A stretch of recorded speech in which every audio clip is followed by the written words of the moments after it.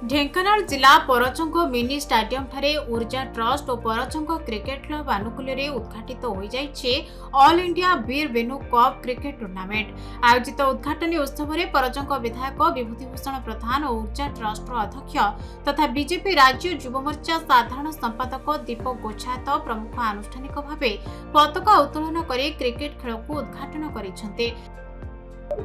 परजंग माटी रे किछि स्वाधीनता संग्रामी किछि देश पई जीवन को बलि देथिबा जोग जन्मा माने जन्म होइचंती तांको भितर वीर वेणु दुई जन जे कि शहीद होइथिले एवं स्वाधीनता संग्राम रे झांस देथिबा परजंग माटीर सुयोग्य संतान महेश चंद्र सुभाव सिंह ये तीन जन को नहीं परजंग माटी गर्व करे।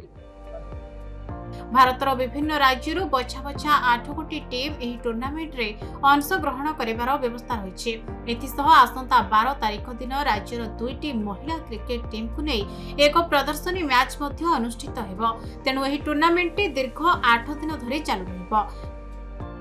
1942 मसीह शहीद होइतिबा दुई जन शहीद वीर साहू बेनु साहू जो मान नाम अगोचर हो रही जो मैंने गडजात आंदोलन रे निजको उत्सर्गीकृत करते गोलीकांड जनपड़ा ठारे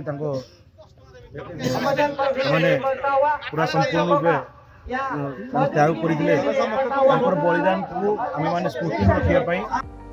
ग्रामांचल मानकरे एभली टूर्नामेंट आयोजन हेले ग्रामांचल रे थिबा खेलाड़ी माने उत्साहित हेबा सहित राज्य तथा राष्ट्रीय स्तर रे खेलिबार सुजोग सृष्टि होई परिबो बोली उपस्थित अतिथि एवं आयोजक मत प्रकाश करिसंते। ढेंकानाल हरेकृष्ण राउत को रिपोर्ट खबर ओडिशा।